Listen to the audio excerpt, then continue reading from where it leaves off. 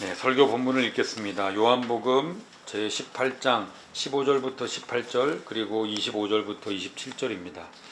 이렇게 나눈 이유는 그 15절부터가 이제 베드로가 예수님을 세 번 부인하는 그 내용인데 그 중간에는 베드로의 내용이 아니고 예수님이 신문 받는 대제사장에게 신문 받는 내용이라서 그 부분은 이제 다음 주에 따로 하기 위해서 그 부분은 빼고 베드로가 부인하는 부분만 따로 골랐습니다. 한 절씩 교독하겠습니다.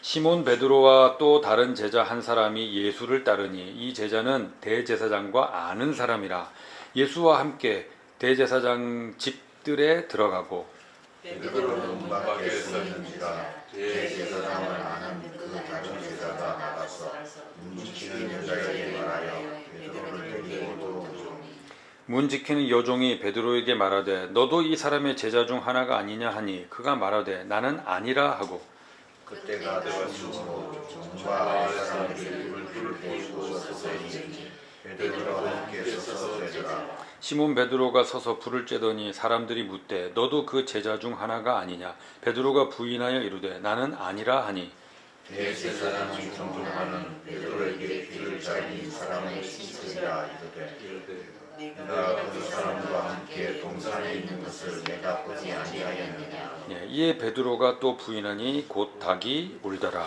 아멘. 네, 오늘은 드디어 100번째 예수님을 부인하고 싶을 때라는 제목으로 하나님 말씀 전하겠습니다. 겟세마네 동산에서 예수님이 사람들에게 잡혀가셨죠. 본문 바로 앞에 이제 12절부터 14절은 이제 그냥 이제 설교 내용으로 하지 않고요. 이제 뭐 내용만 언급하겠습니다. 예수님이 대제사장의 집으로 끌려가셨다 하는 그 내용이 나옵니다. 그 대제사장의 집에서 벌어진 중요한 사건이 두 개가 있는데요. 당연히 하나는 이제 대제사장이 바리새인들과 함께 예수님을 신문하는 그런 내용입니다. 그리고 또 하나가 바로 베드로가 예수님을 부인하는 내용인데 다른 복음서 앞에 나와 있는 마태, 마가, 누가 복음서를 보면 베드로가 부인하는 내용을 한 단락으로 이렇게 기록을 했습니다. 그래서 마치 베드로가 연달아서 세 번 딱딱딱 이렇게 부인하는 것처럼 기록됐는데 요한복음은 베드로의 부인이 일어나는 그 사이에 대제사장의 신문을 배치를 했어요. 그래서 이 사이에 시간 간격이 있구나, 사실 그렇게 이제 표현을 했습니다. 사실은 누가복음에서도 표현을 했어요.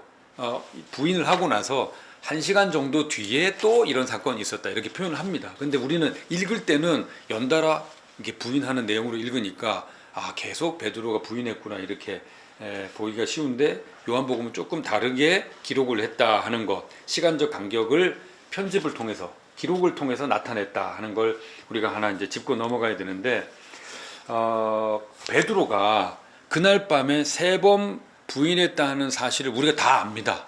이제 기독교인의 상식처럼 이제 비기독교인도 그 정도는 알 정도로 상식처럼 아는데 그러면 성경이 베드로가 예수님을 세 번 부인했다 이걸 알리기 위해서 이걸 기록했을까 하는 거죠. 그럴 리는 없습니다. 그때 당시에 역사적 사실을 상식으로 알리기 위해서 성경이 기록된 게 아니니까요. 성경이 기록된 목적은 예수님이 하나님의 아들이고 그를 믿음으로 우리가 구원을 얻을 수 있다 하는 그것을 알리기 위해서 성경이 기록된 건데 베드로가 부인했다 이걸 우리가 제대로 된 정보로 받아들이게 하기 위해서가 아니에요. 물론 예수님이 베드로야 네가 세 번 나를 부인할 거다 그걸 미리 말씀하셨으니까 예수님 말씀대로 이게 성취됐구나 하는 것을 확인하는 차원에서 남긴 것도 있지만 사실 더 중요한 목적이 있습니다. 그게 뭐냐면 이미 복음서가 기록되고 그 복음서가 기록되는 그 시기가 60년부터 70년 사이라고 말씀드렸어요. 그때 교회가 생기고 배교하는 사람들 생길 때입니다. 이미 믿음을 저버리는 사람들도 생길 때인 거예요. 요한복음을 기록한 당시 한 90년 교회가 생기고 나서도 벌써 30년이나 지났어요. 예수님이 예루살렘 교회 생긴 지는 벌써 60년이나 지났어요. 그러니까 그때는 배교하고 뭐 이제 엉뚱한 짓 하고 이런 사람들이 이미 많이 생길 그런 때가 되는 겁니다. 그렇다면 성도가 예수님을 부인하는 이 일이 이미 교회들 속에 생겨나고 있었던 거예요. 그럼 이 일을 어떻게 생각할 것인가, 소화할 것인가, 그리고 그 일에 대해서 배교하는 이런 일들에 대해서 예수님을 모른다 하는 이렇게 이야기하는 이 일들에 대해서 성도는 어떻게 생각해야 되고 교회는 이 일들에 대해서 어떻게 생각해야 되느냐 하는 것에 대해서 남길 필요가 있었던 거죠. 근데 그들뿐만이 아니고 사실 우리도 살다 보면 사람들 속에서 아니면 내가 그냥 혼자 있을 때 마치 예수님을 모르는 사람처럼 예수님을 부인하는 그런 경우도 있습니다.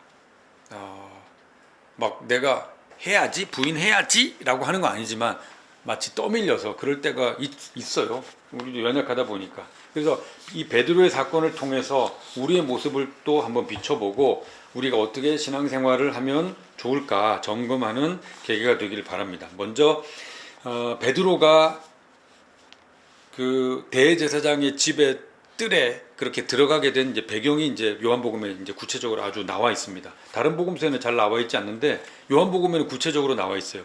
15절 처음에 보면은 이렇게 나옵니다. 예수님이 체포되어서 지금 가고 있는데 예수님을 뒤따라서 가는 두 제자가 있습니다. 베드로와 또 한 사람의 제자. 나머지는 다 도망갔어요. 또 한 사람의 제자가 누군가 모릅니다. 몰라요. 그런데 이제 그럼 제자라 그랬으니까 자꾸 우리는 사도라고 12명 중에 한 명이라고 생각하기가 쉬운데 15절 하반절에 보면 이 사람이 어떤 사람인가? 그는 예수님과 끌려올 때 예수님을 체포한 무리들과 같이 대제사장의 집에 거리낌 없이 쑥 들어갈 정도로 문지기가 제재하지 않을 정도로 대제사장이나 그 세력들과 가까운 사람이란 걸 알 수 있어요. 근데 대제사장과 가까운 사람이 예수님의 12제자 중에 있었나요? 성경의 기록으로는 없습니다. 어떻게 특정할 만한 사람이 없어요. 그래서 잘 모릅니다. 근데 그때 그러니까 15절 하반절에 보면 이 사람은 제재 없이 그냥 쑥 들어갔습니다. 베드로는 못 따라 들어갔어요. 그래서 또 다른 제자가 다시 나가서 그러니까 뒤를 보니까 베드로가 못 따라온 거예요. 그래가지고 분명히 따라왔는데 같이. 그래서 다시 나가서 그 문을 지키는 여종한테 설명합니다. 이 사람 내가 아는 사람인데 좀 들어갑시다. 내가 신원 보증할게요. 그래가지고 그래서 베드로를 들어오게 합니다. 그러니까 이 제자는 문 지키는 여종도 안면이 있어요. 이 사람은 그냥 쑥 들여내 보낼 정도로. 그리고 이 사람이 부탁할 때 그 사람의 부탁을 들어줄 정도로 뭔가가 있는 거죠. 또 다른 제자는 베드로를 들여보내놓고 같이 자기가 움직이는 동선대로 움직인 게 아니고 베드로를 혼자 둔 것 같아요. 그러고 나서 이제 뭔 일이 생긴 거니까. 이 사람은 자기 볼일 보러 대제사장 가까운 어느 지역으로 들어간 것 같습니다. 어느 건물 안에 들어갔든지 예수님을 신문하는 그 자리까지 간 것 같아요. 베드로는 거기는 못 들어가고 이제 바깥에 있었던 거죠. 왜냐하면 베드로라는 사람의 신분은 그 신문하는 자리까지 들어갈 입장이 못 됐기 때문에 거기서부터 이제 베드로의 부인이 시작됩니다. 아마 베드로는 거기 가서는 마치 구워다는 보리자루처럼 다른 사람들하고 어울리지 못하고 일단 들어오긴 들어왔는데 이제 서 있었겠죠. 그냥 이제 가만히 혼자서 떨어져 있었을 것입니다. 그때 문 지키는 베드로를 통과시켜줬던 부탁을 받았기 때문에 통과는 시켜줬지만 가만히 생각해 보니까 저 사람이 저 지금 잡혀와 있는 저 나사렛 예수 옆에 따라다니던 그 사람 맞는데 생각을 한 거죠. 그래서 문을 지키고 있던 여종이 안으로 들어왔어요. 뜰 안으로 들어와서 베드로를 찝쩍거린 거죠. 혼자 있으니까. 여보세요. 당신도 17절에 당신도 이 사람이라고 그랬어요. 나사렛 예수라고 할 필요가 없어. 그러니까 지금 그 안에 있는 사람들은 이 사람 그러면 지금 제일 이슈가 된 나사렛 예수인 거예요. 왜냐하면 이 사람 때문에 지금 그 밤에 급히 회의가 소집돼가지고 지금 다 대제사장 집으로 모였기 때문에 지금 이 사람의 제자 중에 한 사람 아니냐라고 물었던 거죠. 그러니까 베드로가 나는 아니다 라고 부인을 했습니다. 그 여종 한 사람한테 부인을 했어요. 여러분이 입장을 바꿔놓고 생각해 보세요. 내가 지금 혼자 이렇게 나는 지금 여기 친하게 어울릴 사람도 없고 제자들은 다 나머지는 도망갔으니까 나 혼자 지금 이렇게 있는데 여종이 와가지고 너 그 제자 맞지? 그렇게 물었단 말이에요. 그런데 내가 일단 아니라고 했어. 그 다음에 어떻게 할까요? 계속 혼자 서 있어요? 어떻게 해야 될까요? 예? 그렇죠. 자리를 옮겨야 돼. 어디로 가면 좋을까요? 그렇지. 사람들 속으로 쑥 들어가야 돼. 저 여자가 또 쫓아오면 안 되니까 무리 속으로 들어가야 돼요. 네, 맞습니다. 그래서 베드로는 부인하고 나서 자기가 이제 드러나지 않도록, 왜냐하면 껌껌한 곳이었으니까 드러나지 않도록 사람들 속으로 들어가기를 원했을 거예요. 그런데 18절에 보면 마침 추워서 아랫사람들이, 종이나 이런 사람들이 불을 피우고 쬐고 있었어요. 저 안에 건물 안으로 못 들어가고 쬐고 있었으니까 추워서 불 쬐러 왔습니다. 핑계 대기가 딱 좋죠. 그래서 그 사람들 속으로 들어가 가지고 불을 쬐어요. 25절에 처음에 나옵니다. 베드로가 그 사람들과 함께 불을 쬐 때라고 이렇게 나옵니다. 불을 쬐 때. 거기서 그렇게 나오죠. 25절에 보면 사람들이 너도 그 제자 중 하나가 아니냐 이렇게 나오는데 더 구체적인 상황이 마태복음 26장에 나옵니다. 어떻게 됐냐면 베드로가 처음에 그 여종한테 아니라고 했잖아요. 그래서 여종이 제자로 돌아갔어요. 문 지키러. 그 여종이 거기서 가만히 있는 게 아니고 아닌데 그놈 맞는데 생각한 거예요. 그래가지고 다시 온 거예요. 마태복음 26장에 보면 이렇게 표현되어 있어요. 조금 후 그 여종이 다시 와서 베드로가 털이 바짝 섰을 거예요. 그 여종이 굳이 사람들 이렇게 밀고 다시 와가지고 같이 서서 불 쬐고 있는 그 사람들 속에 들어와가지고 뭐라고 했냐면 사람들에게 얘기한 거예요. 사람들에게 이 사람 봐라. 분명히 그 예수와 함께 있었던 사람이라고 그 여종이 알렸어요. 알린 거예요. 그래서 그 사람들이 베드로를 향해서 단체로 네 그 사람 맞지? 너도 그 제자 중 하나가 아니냐라고 물은 거예요. 그러니까 처음에 혼자 서 있을 때 여종이 혼자 와가지고 그 사람은 맞아요? 그 사람 맞죠? 아니에요? 그랬을 때 아니에요. 이렇게 했을 때하고는 완전 다른 거예요. 이 여자의 무서움을 알 수 있습니다. 남자 같으면 아닌데 당신 맞는데 라고 다시 물었을 거예요. 근데 저는 이런 거를 딸 키우면서 알았어요. 여자가 무서워요. 딱 이게 해서 아니라 그러잖아요. 그 다음에 어떻게 하냐면 여론을 만듭니다. 여기다 얘기하지 않고 사람들한테 가서 저 사람 맞죠? 라고 떼거지가 공격하게 만들어요. 그래서 사람들이 이렇게 묻는 거예요. 베드로가 엄청 난처해졌을 거예요. 그렇지 않습니까? 여자 혼자 와서 여종이 유대인 사회에서 여종이 혼자 와서 묻는 거하고 남자들이 이제 단체로 떼거리로 지금 같이 있다고 생각했는데 그러니까 베드로는 지금 잘 피했다고 생각하는데 무리 속에 잘 들어가서 사람들이 나 못 알아봐 이렇게 분위기 잡았다고 생각하는데 더 난감해진 상황이 된 거예요. 그래서 베드로는 다른 성경이 뭐라 그랬냐면 자기는 맹세했어요. 맹세하고 나 예수님 몰라. 저 사람 몰라 라고 부인을 했습니다. 세 번째, 마지막 부인하는 건 더 난감한 상황이에요. 이건 이제 누가복음 24장에 보면은 두 번째 이렇게 부인했어요. 그러고는 모른 척하고 나 맹세했으니까 막 이렇게 하고는 1시간 후라고 나오는데 1시간 후 정도 됐을 때 그러면 그 안에서는 이제 예수님을 막 이제 신문하는 그런 게 막 진행되고 있었겠죠. 그런데 대제사장의 종 한 명이 겟세마네 동산에서 예수님 잡으려고 하다가 베드로가 귀를 쳐서 떨어뜨렸잖아요. 말고라는 사람의 오른편 귀를 쳐서 떨어뜨렸어요. 예수님이 그 귀를 고쳐주시고 그거 하지 마라 이제 그렇게 이야기했습니다. 나 하나님의 뜻대로 나 순순히 잡혀갈 거다 그렇게 했는데 그 오른편 귀를 잘렸던 말고라는 사람의 친척이 그 자리에 있었던 거예요. 그 사람은 처음부터 있었던 건 아니고 이제 어디 저 안에서 이제 구경하고 있다가 왜냐하면 잡아갔던 일행이었으니까 구경하고 있다가 이제 이렇게 돌다가 그 불 쬐는 자리까지 왔겠죠. 거기 가서 가만히 보니 1시간쯤 지나서 가만히 와서 보니 그러면서 오늘 본문 26절에 네가 그 사람과 함께 동산에 있는 것을 내가 보지 아니하였느냐. 말 되게 어려워요. 내가 봤는데, 나도 그 자리에 있었는데, 그런 거잖아요. 예. 내가 보지 아니하였느냐라고 베드로에게 묻는 건 베드로가 베드로한테 이렇게 묻는 거예요. 그때 거기서 너 나 봤잖아. 예. 너 내가 보지 아니야. 나하고 너 눈 마주쳤잖아. 우리 친척 말고의 귀를 네가 칼로 쳐서 떨어뜨렸잖아. 너 나하고 눈 마주쳤잖아. 그거예요. 그러니까 베드로는 진짜 심각한 위기를 맞은 거지. 그 친척 옆에 지금 서 있게 된 거예요.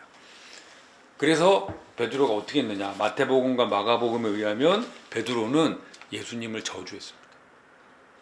예수님을 저주한테 그냥 저주하고 맹세하면서 부인했다. 그러니까 이거 보면 이제 두 가지 의미일 수 있어요. 나사렛 예수를 저주했다는 것일 수도 있고, 내가 나사렛 예수 제자면 내 손에 장을 지진다. 스스로를 저주한 거죠.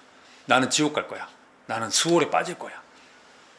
그러니까 맹세에 저주를 담을 정도로 아주 강력하게 예수님을 모른다고, 아무 상관이 없다고 부인. 네가 잘못 본 거다. 나는 그 자리에 절대 없었다. 나는 예수를 모르는데 내가 만약 예수를 안다면 난 지옥 가. 난 수월 갈 거야. 내가 하나님 아들이 아니야. 막 이제 이런 식으로까지 이야기를 했다는 거죠. 베드로의 부인이 이렇게 마칩니다. 여러분 한번 생각해 보세요. 베드로가 예수님한테도 그랬지만 베드로한테도 그 밤은 너무 길었을 것 같아요. 이제 이런 식으로 베드로가 3번이나 부인했습니다. 이게 아니고, 베드로가 부인하기에 그 과정이 얼마나 심각했는가. 그 사람이 가졌을 그 심장의 쫄깃함이라는 게 얼마나 무서웠을까. 예수님이 지금 잡혀가지고 죽게 생겼는데, 저는 여러분들하고 생각해 보고 싶어요. 자, 첫 번째는 베드로는 예수님을 따라다니면서 예수님이 자기의 팔자를 고쳐주고 예수님이 왕위에 오르면 정말 좌우편에 앉고 이제 이런 거 해줄 걸로 여겼는데 예수님이 그냥 냅다 잡혀가 버렸습니다. 이게 하나님의 뜻이다 그러고 그냥 정말 무능력하게 잡혀가 버렸어요. 예수님이 베드로 곁을 떠나신 거죠. 베드로는 미련을 가지고 예수님의 뒤를 쫓아가는데 이제는 완전히 혼자 떨어져서 봉변을 당하는 거예요. 너 예수 제자지. 막 이렇게 됐을 때. 여러분들은 예수님이 나를 인도하고 도와줄 것처럼 생각했는데 마치 예수님이 멀리 떠나시고 나를 잊으신 것 아닌가 이렇게 여기신 적은 없으세요? 혹시? 우리 김복임 성도님은 세례받은 지 얼마 안 돼서 아직 그런 거 못 여겨보셨겠지만 다른 분들은 어떠세요?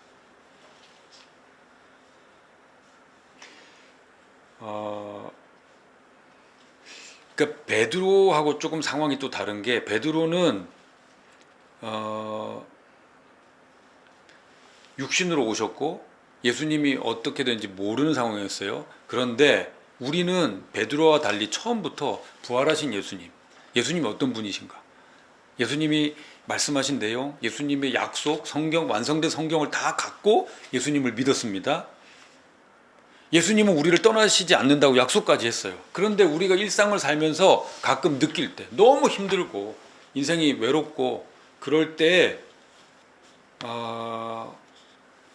예수님이 나는 이게 하나님의 뜻이다 그러고 우리를 돌보시지 않고 떠나시는 것처럼 느껴질 때가 있다는 거죠. 되게 평탄하게 사신 모양이네요. 네, 이게 생각해 보시기 바랍니다. 두 번째는 베드로가 봉변을 당했어요. 너 예수 제자지. 그랬을 때 아이고 큰일 났다. 지금 나를 챙겨줄 사람은 없어. 그래가지고 이렇게 위기를 겪은 베드로가 궁여지책으로요, 자신이 섞일 수 있고 자신이 묻어갈 수 있고 자신을 보호해 줄 것 같은 그룹을 찾았습니다. 그게 바로 불 쬐는 무리들이었어요. 그리로 들어간 거예요.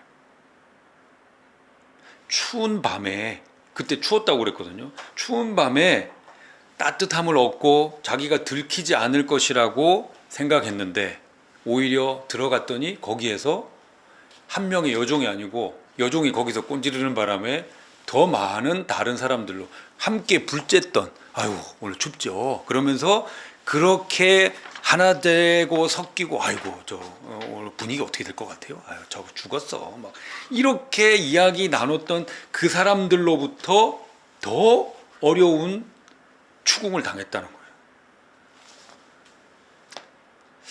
아까 제가 말씀드렸습니다. 우리가 인생에서 힘들고 어려운 일 당하고 예수님 마치 나를 돌봐주지 않는 것처럼 그런 형편에 빠졌을 때 우리는 어떻게 반응하죠? 사람들은 다 똑같습니다. 우리도 나를 도와줄 만한, 나를 외롭지 않게 해줄 만한 친구, 나에게 도움이 될 만한, 내가 섞일 만한 그룹, 나를 보호해 줄 만한 그런 공동체를 찾아요. 찾습니다. 근데 보세요. 베드로는 처음에는 그냥 춥다는 그 이유만으로 같이 가가지고 같이 불쬐면서 일상적인 아주 편한 대화 주고받았을 겁니다. 그래서 그 그룹에 동화가 된 건가요? 예. 그리고 그 그룹으로부터 보호를 제대로 받은 건가요?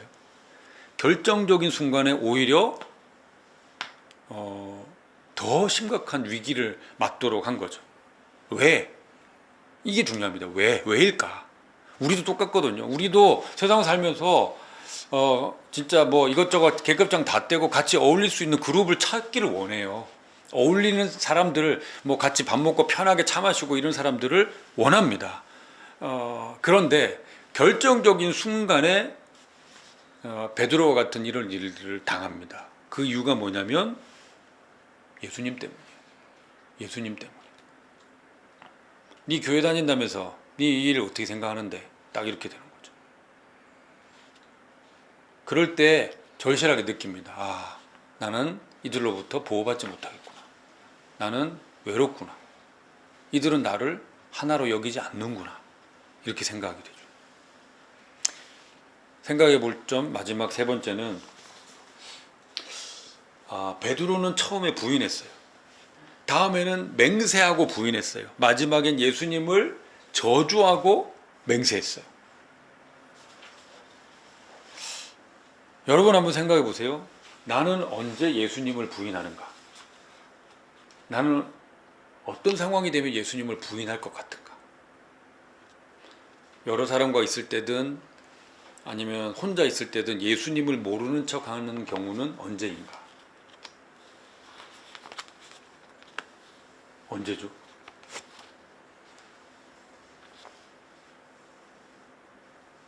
예수님을 믿는 사람처럼 행동하지 않을 때.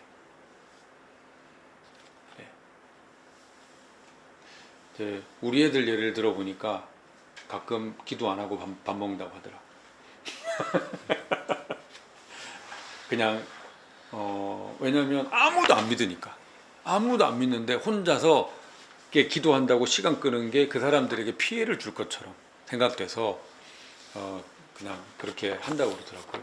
그래서 분위기 보고 해라 그랬어요. 그래 그 사람들 앞에서 갑자기 잠깐만요 그러고는 이러고 있으면 갑자기 입맛 팍 떨어지게 하는 짓이 될 수도 있으니까 그럼 미리 기도하면 되죠. 아니면 속으로라도 밥 나오기 전에 어쨌든 테이블에 앉았을 테니까. 예.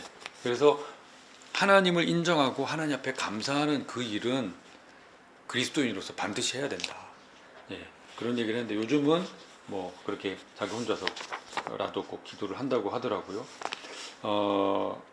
언제일까? 그 어떤 위기가 아니더라도 그냥 에휴 귀찮아서라도 이렇게 모른 척하는 경우 아니면 적극적으로 부인하는 경우 왜 그럴까요? 그러면 나가 아니더라도 만약에 그렇다면 왜를 잘 생각해 봐야 되죠. 왜 그럴까? 베드로는 자기 목숨을 부지하기 위해서였을 겁니다. 우리는 현대 그리스도인들은 어떤 때에 예수님을 모르는 척 할까요? 그리스도인이 아닌 척 할까요? 언제? 다들 막 순교하는 사람들하고 막 같이 사시나 부인해 본 적이 없는. 사람들이 기독교를 되게 싫어해요. 사실 이렇게 주변 사람들 물어보면 네. 기독교 다니는 사람들 아까 말씀하신 네. 피해를 먼저 준다거나 뭐 기도하는 것만으로도 아니면 저 사람은 교회 다닌다면서 저러고 다니 하면은 일반화해서 교회 다니는 사람들은 신앙을 뭐 있는 점인지 모르겠지만 참 하는 짓이 그렇다라고 하면은 같은 사람이 될 것 같아서 예. 나는 교회 안 다녀. 나는 뭐 기독교지만 뭐 그렇게까지는 아니야. 나는 그런 사람 아니야. 그러니까 이런 식으로 좀 선을 긋듯이. 그렇죠. 나는 그런 또 사람이 아니다. 예. 나는 그런 뭐 기독교가 아니다. 이런 식으로 좀 가끔 한 번씩 말을 하게. 네, 네. 예. 그 나는 태극기 부대는 아니다. 막 이런 식으로.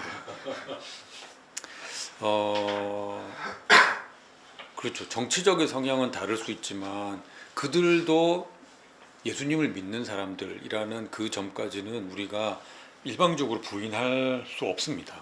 그런데 상황 속에서 그렇게 하고 싶은 그냥 나는 쟤네들보다 좀 낫다라는 걸 인정받고 싶어서 그렇게 하는 거죠. 결국은 이해관계인 거예요. 나의 유익을 위해서 예수님을 모른 척하고 버리는 일, 신앙을 막 그냥 배교 정도까지는 아니지만 그런 일들이 우리 주변에 생긴다는 겁니다. 이걸 우리가 좀 마음에 잘 새겨둘 필요가 있습니다. 근데 뭐 그래서 우리가 어떻게 해야 된다 이거보다도 우리도 연약해서 저도 마찬가지고요. 예수님을 모르는 척하거나 그냥 적극적으로 부인하진 않더라도 소극적으로 모르는 척 그냥 그 일과는 나는 상관없는 척 이렇게 눈치를 살필 때가 있어요. 우리는 어쩔 수 없어요. 근데 중요한 건 그러면 베드로가 그렇게 부인을 했을 때 이제 베드로는 그러면 소위 요즘 말로 하면 나락에 갔습니다. 나락으로 떨어진 거예요. 그때 어떤 일이 벌어졌는가 이 부분이 중요한 겁니다. 베드로가 세 번째 예수님을 부인하자 예수님 말씀대로 닭이 울었습니다. 다른 성경에 보면은 더 구체적이에요. 닭이 2번 울었다고 그랬어요. 닭이 2번 울었어요. 닭이 2번 울 것이다. 정말 닭이 2번 울었어요. 아마 그 순간에 자기가 부인하고 막 저주하고 막 이런 것까지 했는데 닭이 우니까 아마 나팔 소리처럼 들렸을 겁니다. 자기의 영혼을 깨우는, 자기의 기억력을 일깨우는 나팔 소리처럼 들렸을 거예요. 정신이 확 들었을 거예요. 그때 어떤 일이 벌어졌는가? 요한복음은 없는데요. 누가복음 22장 61절에 보면 이 표현이 있습니다. 주께서 지금 예수님은 지금 건물 안에서 신문 받고 있어요. 지금 아주 봉변을 당하고 있습니다. 그냥 말로 두드려 맞고 있어요. 주께서 돌이켜 베드로를 보시니라고 되어 있습니다. 네가 정말 하나님의 아들이야? 막 네가 이제 그따구지 막 이제 이렇게 하고 있을 때, 그럼 예수님의 관심은 어디에 집중돼 있는가? 그 뜰에 와 있었던 저기서 불 쬐고 막 부인하고 그러면서 봉변을 당하고 있던 베드로에게 예수님의 관심이 있었던 걸 알 수 있어요. 예수님 딱 부인하고 새벽 닭이 우는 거 예수님도 들었죠. 부인했구나. 3번 부인 다 했구나. 본인이 예언하셨지만 이 베드로가 3번 부인 다 했구나. 그러고는 예수님이 고개를 돌린 거지. 베드로를 향해서 고개를 돌렸고, 베드로도 닭이 울자 예수님을 향해 다시 쳐다봤죠. 그 얘기를 하셨으니까. 그리고 눈이 마주쳤습니다. 베드로를 보시니.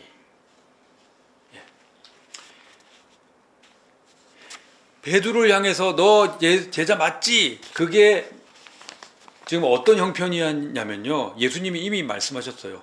곡식을 이렇게 키즈를 하는 것처럼 사탄이 베드로를 들었다 놨다 하는 상태였다고 예수님이 이미 말씀하셨습니다. 그래서 예수님이 베드로가 부인하실 때 무슨 말씀을 하셨냐면 이렇게 얘기했어요. 시몬아 시몬아, 사탄이 너를 밀가부르듯 하려고 요구하였으나 그러나 내가 너를 위하여 내 믿음이 떨어지지 않기를 기도했다. 너는 돌이킨 후에, 부인을 할 건데 너는 떨어지지 않기를 기도했으니까 너는 돌이킨 후에 내 형제를 굳게 하라. 이렇게 말씀하신 거예요. 그게 기억이 났겠죠. 그 예수님의 눈과 마주치는 순간 아, 주님이 내가 시험에 빠지지 않도록 위해서 기도하셨다. 내가 이 시험을 당했지만 빠지지 않도록 기도하셨다. 그래서 나가서 울며 통곡하면서 회개 기도를 한 거죠.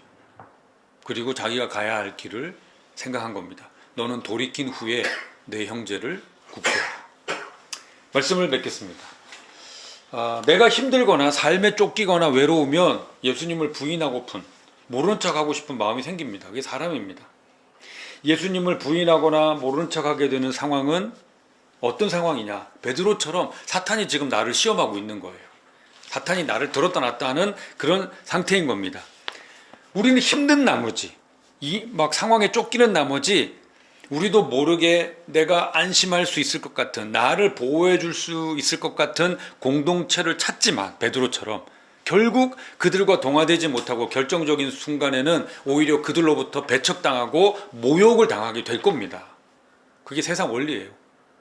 베드로가 당했던 것처럼 우리가 그 상황에서 기억해야 될 것은 바로 말씀입니다. 우리가 찾아야 될 것은 교회입니다. 주목해야 될 것은 예수님입니다. 왜? 예수님은 나를 보고 계시니까. 예수님이 지금 그 상황에서도 예수님이 자 어떡하지? 더 떨어지면 안 되는데 그러고 눈을 마주치기를 원하세요. 그렇게 우리가 우리의 시각을 교정하고 돌이키기 가장 좋은 수단, 우리에게 주신 수단, 통로가 뭐냐면 바로 기도입니다. 그래서 오늘도 이 기도에 대한 찬송을 하기를 원하는 거예요. 혼자가 힘들면 도움을 청해서라도 같이 해야 될 것이 바로 기도입니다. 지난주에도 말씀드렸죠. 기도의 시간, 그 형식을 확보해야 된다고. 이 세상 살면서 예수님을 부인하게 만드는 일이 끊이지 않을 겁니다. 계속 있을 거예요. 사는 동안에는. 설령 연약해서 우리가 예수님을 부인하는 일이 생기더라도 예수님은 걱정과 온정으로 우리를 바라보십니다. 저놈의 새끼, 배신자 새끼 이렇게 하지 않으세요. 보고 계세요. 그럼 우리가 할 일은 뭐냐? 돌이키는 거죠. 예수님께 시선을 돌리는 겁니다. 아, 맞다. 예수님 그랬는데. 그러고 예수님을 쳐다보기만 하면 돼요. 예수님께 시선을 돌리고 기도할 수 있는. 그러면 저 그림처럼 우리를 받아주실 겁니다. 언제 그랬냐는 듯이 우리를 안아주실 것입니다. 이것이 우리에게 있는 약속인데요. 우리는 끊임없이 예수님을 부인하고 싶은 그런 상황에 휘몰리지만 거기에 빠지지 않고 키질하는데 놀아나지 않고 오히려 예수님의 사랑에 안기게 될 것이라는 확신을 가지고 그렇게 돌이킬 수 있는 저와 여러분들이 되기를 바랍니다.